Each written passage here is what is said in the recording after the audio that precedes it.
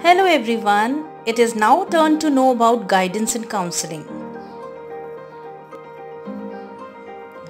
Before we move forward to understand the concept, the process and other things about it, let us first read this prayer. Grant me the serenity to accept the things I cannot change, courage to change the things I can, and the wisdom to know the difference.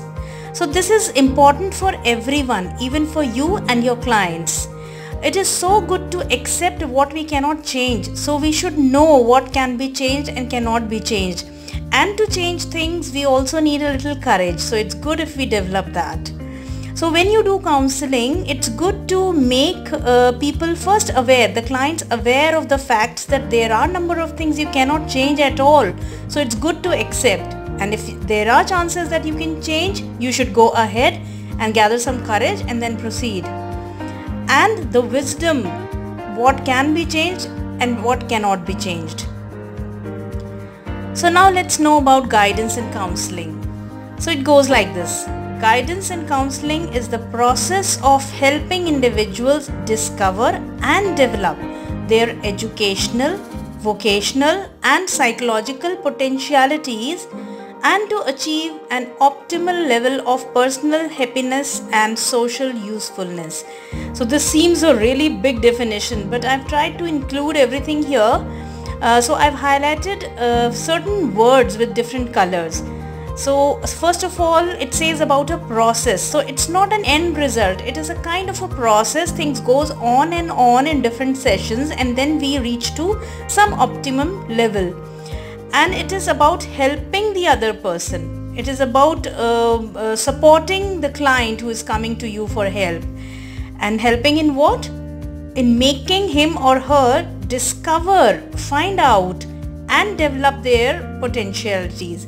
So discover means कि उसके अंदर already वो है कहीं ना कहीं, बस उसे खोजना है और उसको जब वो मिलता है अपना पोटेंशियल तो उसको डेवलप करना है. ये पोटेंशियल्स किस तरफ हो सकते हैं? एजुकेशनल हो सकते हैं, वोकेशनल हो सकते हैं, साइकोलॉजिकल भी हो सकते हैं.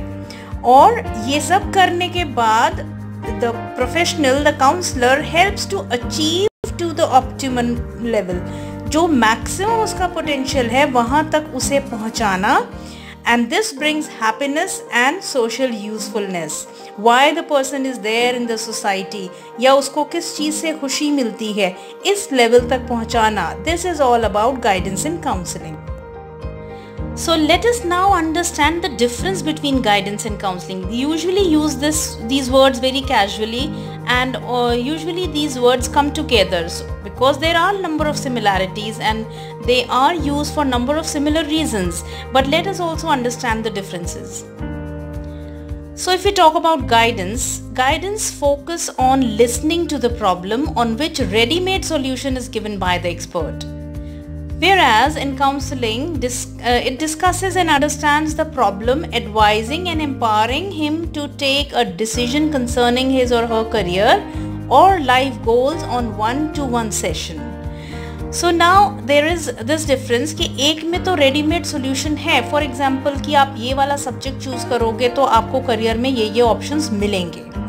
That is like already ready by through researchers or some kind of survey.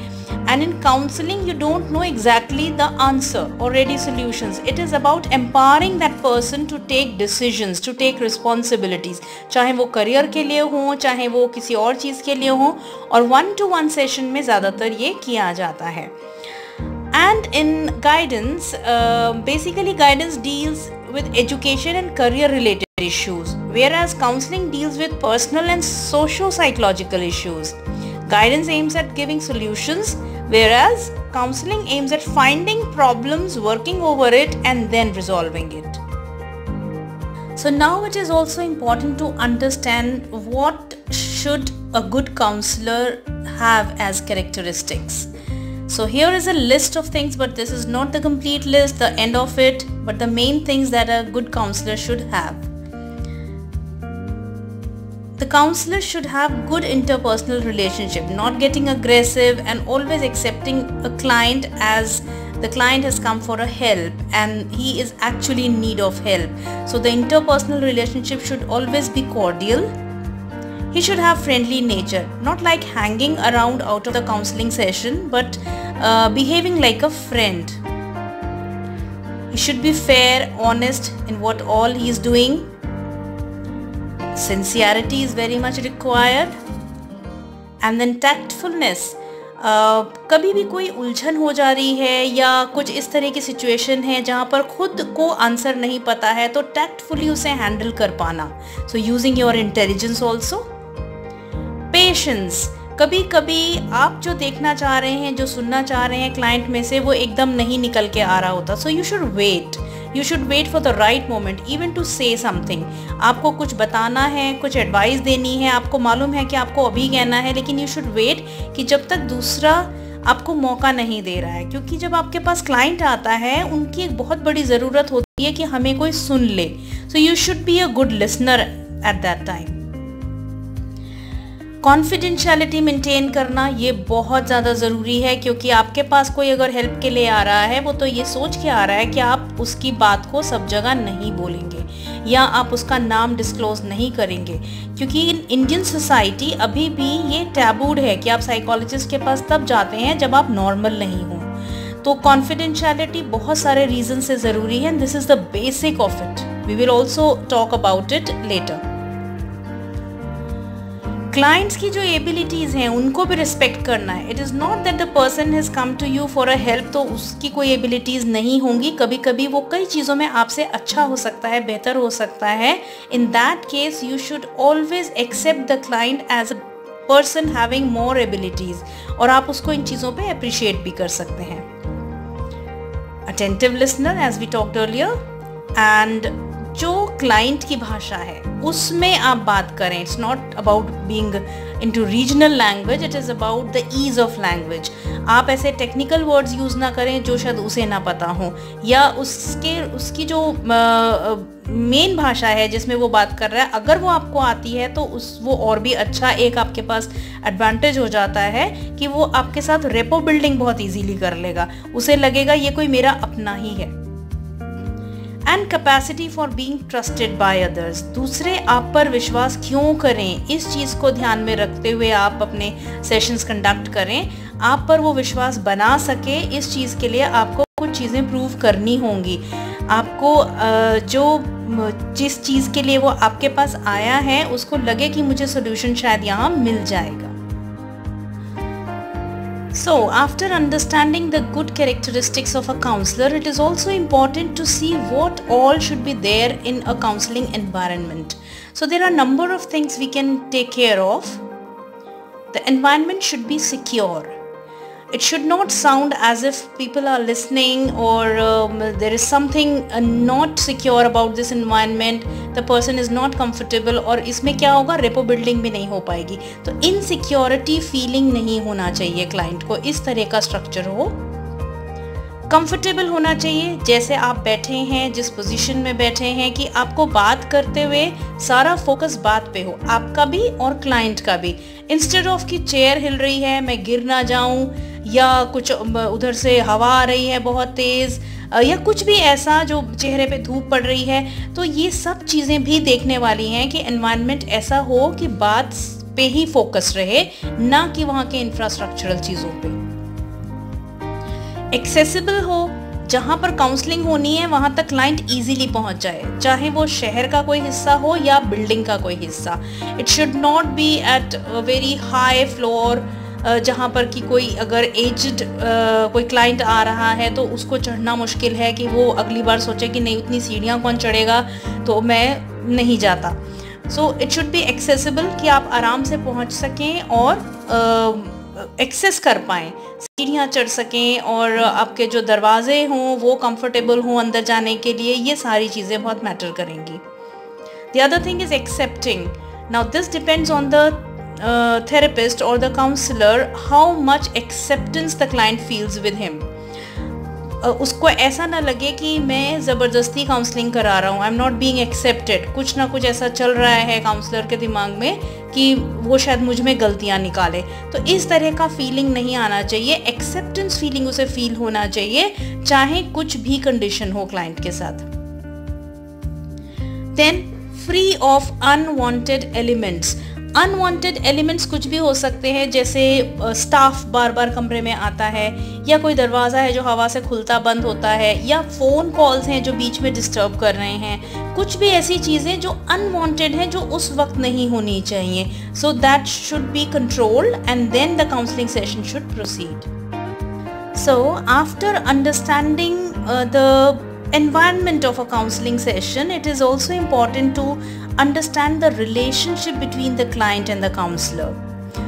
So let's see what points we have here. The relation should be that of help. So the client should always feel that the other person is there to help and I can very frankly seek help from this person. जो therapist है या जो counsellor है उसे भी खुद इसी attitude को लेके चलना चाहिए कि सामने वाला या क्लाइंट जो भी आप पर गुस्सा कर रहा है या वो चिड़चिड़ा रहा है, तो आपको ये सोचना है उसे हेल्प की ज़रूरत है। So this relationship should not be like you are a boss and the client is your subordinate. ये वाली चीज़ बिल्कुल नहीं आने देनी। It's like a help.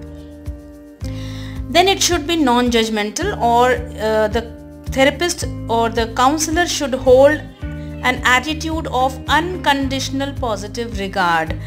कोई भी condition हो, no matter the client has done whatever serious or a crime, the counselor should always take the person as a client, as a person who needs help. उसके साथ वो अपने आप से judgement ना दे कि ये बुरा है तो मुझे इससे बात नहीं करनी है, या ये बुरा है तो मैं इसको डांट दूँ। जो भी कंडीशन है उसको नॉन जजमेंटली एक्सेप्ट करना है। Then open to discuss counselling approach. कौन से तरीके से काउंसलिंग करनी है, कौन सी अप्रोच फॉलो करनी है। Now there are number of approaches, we won't be talking much on that here, क्योंकि वो एक अलग कॉन्टेक्स्ट में हो जाएगा।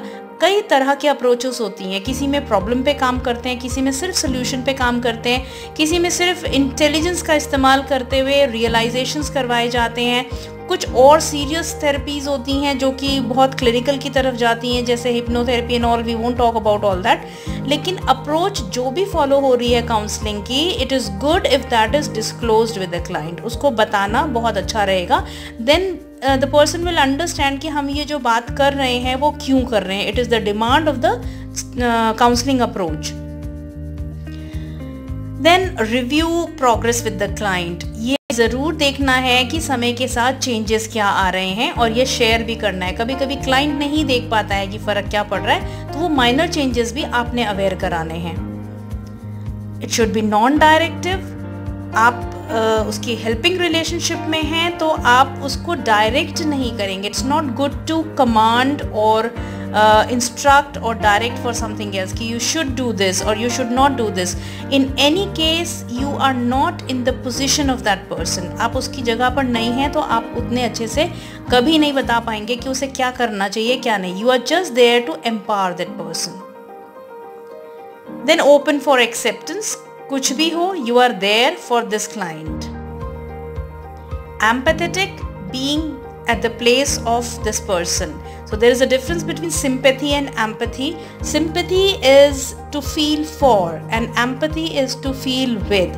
So being in somebody else's place is empathy. So you should try to think that way as much as possible. Then you should be unbiased, not putting in your subjective views, and respect the cultural beliefs of that client. क्योंकि आपके पास जो client आ रहा है वो किसी भी background से हो सकता है। आप उसके कल्चर को लेके अगर मजाक उड़ा रहे हैं तो वो एक तो आपके पास कभी दोबारा आएगा नहीं और आपसे हेल्प वो नहीं ले पाएगा, और दूसरा उसकी एक रिस्पेक्ट है उस कल्चर के लिए। So you should always understand that. And then pay attention during session. Attention pay करना बहुत ज़रूरी है। अगर आप अपनी कुछ चीज़ों में ध्यान दे रहे हैं तो इससे क्लाइंट भी रियलाइज़ करता है कि this person is not involve and will not be helping me to the optimum.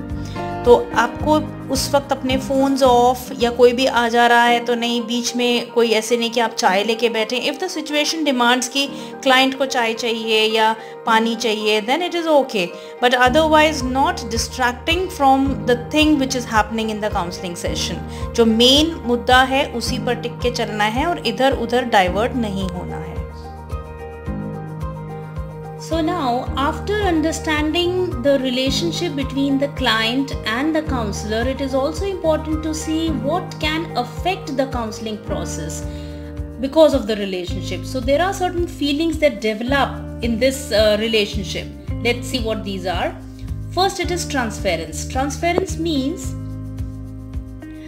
feelings that the client seems to have towards therapist.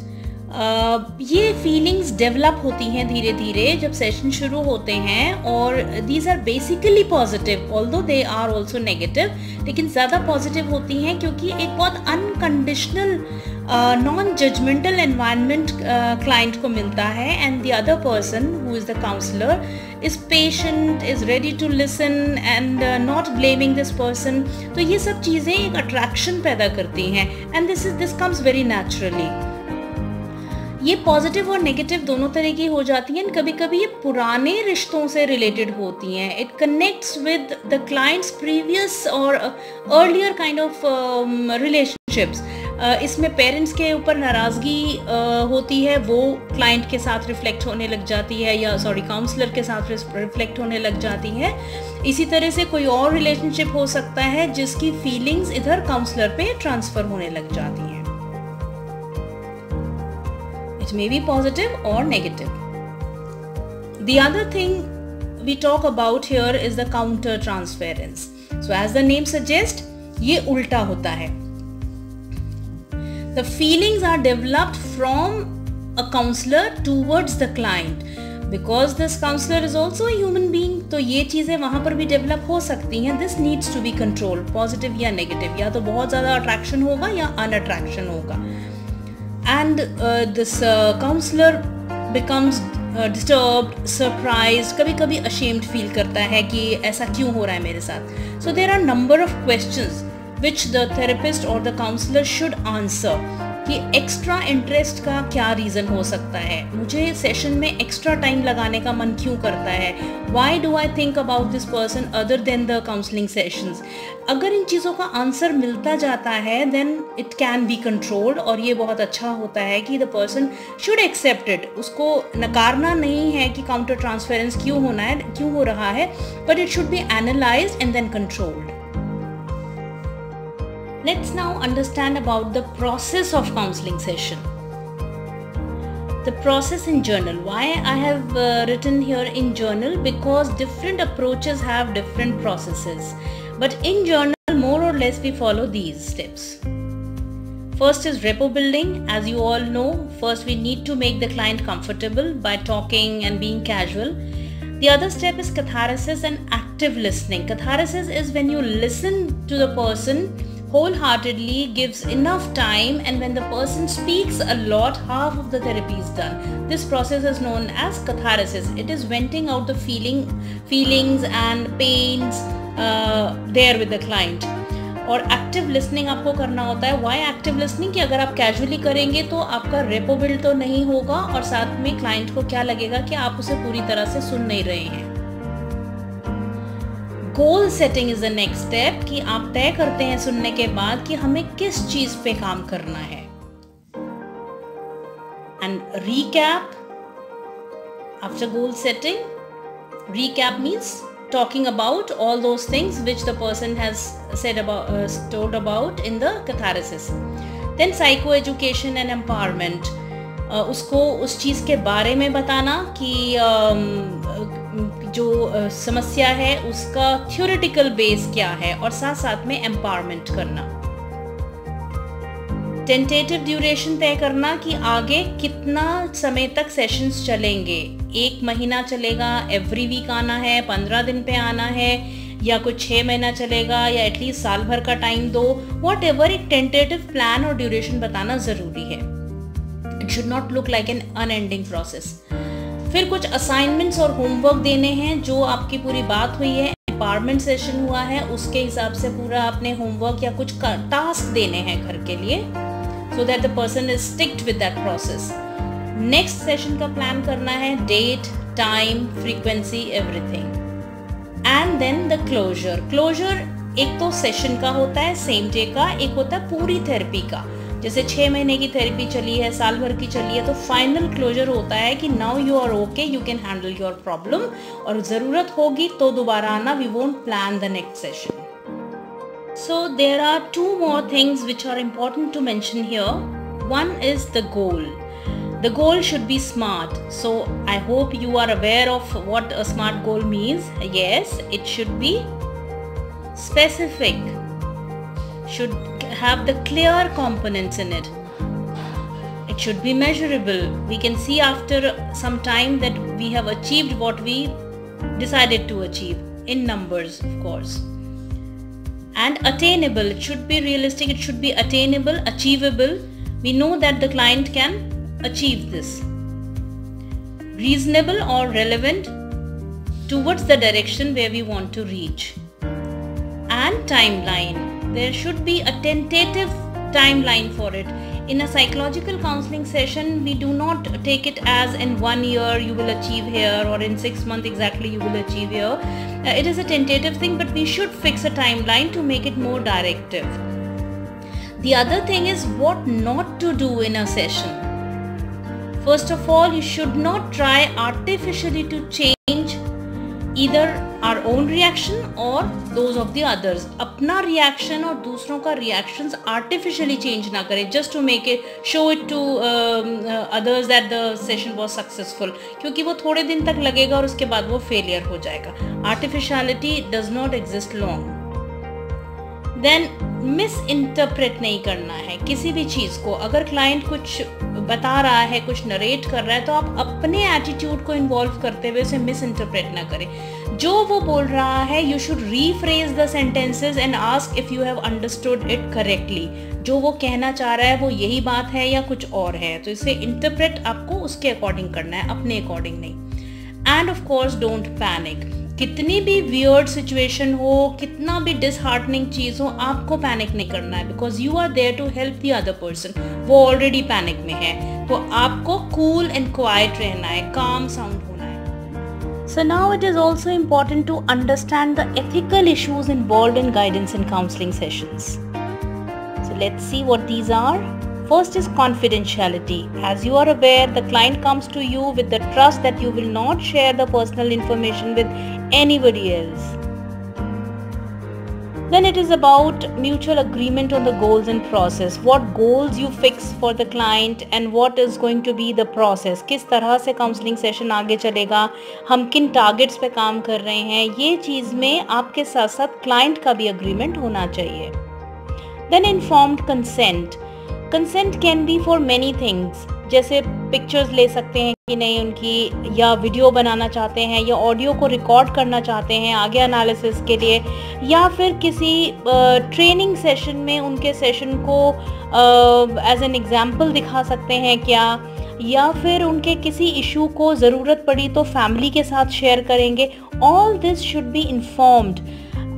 एक तो उनका अधिकार है ये जानना कि क्या चल रहा है, और दूसरा कॉन्फिडेंशियलिटी के साथ साथ इन्फॉर्म्ड कंसेंट भी ट्रस्ट बनाने में काम आता है. वो आप पर ट्रस्ट कर पाता है कि ये जो भी करेंगे मुझे बता के करेंगे. Then putting client's need before one's own needs. अपनी नीड्स को बीच में नहीं आने देना है. Client has come for the help, तो उसकी नीड इम्पॉर्टेंट है. आप उससे कोई काम नहीं ले सकते. You should not ask the client to bring something for you, कि आप आ रहे हो रास्ते में से ये लेते आना. What ever could be the reason, कितना भी ईजी हो क्लाइंट के लिए, वो खुद क्यों ना कह रहा हो, but in a relationship between a client and a counsellor this should not be the case कि आप उससे काम लें अपनी चीज़ों के लिए. This will spoil the relationship further. Then professional boundaries, very much important. आप कितने भी कंफर्टेबल हो जाएं क्लाइंट के साथ, you should always maintain the professional boundaries. आपको वो एक बैरियर, वो एक डिफरेंस हमेशा मेंटेन करके रखना है, so that the relationship remains professional, not personal. आप कभी कभी रिश्तेदारी भी इस्टेब्लिश कर लेते हैं, किसी को भैया बना लिया, भाभी बना लिया या कुछ इस तरह का, that is not allowed in a professional kind of relationship. तो वो बाउंड्रीज रखनी है, स्पेशली जब ट्रांसफेरेंस और काउंटर ट्रांसफेरेंस का केस होता है, उस केस में आपको और भी अलर्ट होके चलना है प्रोफेशनल बाउंड्रीज के लिए। And the last one here is the recommendation if necessary. So this is also an ethical issue कि अगर आप उस चीज़ को treat नहीं कर पा रहे हैं and you know I'm not the right person to treat this kind of situation or this kind of case, you should always be open to refer it further, क्योंकि शायद वो आपके एरिया में फॉल नहीं करती हैं चीज़ें से। I will give you an example, sometimes psychologist they try to give medicine also, no matter how much they know about it, but they are not entitled to give medicine. Medicine देने का काम psychiatrist का है या किसी और doctor का है जो उसमें ट्रेंड है। तो इस केस में you should always recommend the person to the right professional, और ये रेफरल्स करते हुए आपको पूरी रिस्पॉन्सिबिलिटी के साथ रेफ़र करना है। It should not be a casual referral, क्योंकि वो आपके कहने की वजह से उस भरोसे के साथ नेक्स्ट प्रोफेशनल के पास जाता है, एंड अगर उसको नुकसान हो जाए या आपने गलत इंसान के पास भेज दिया है, तो that is again a very unethical kind of thing on your part. So this is all about guidance and counseling for now.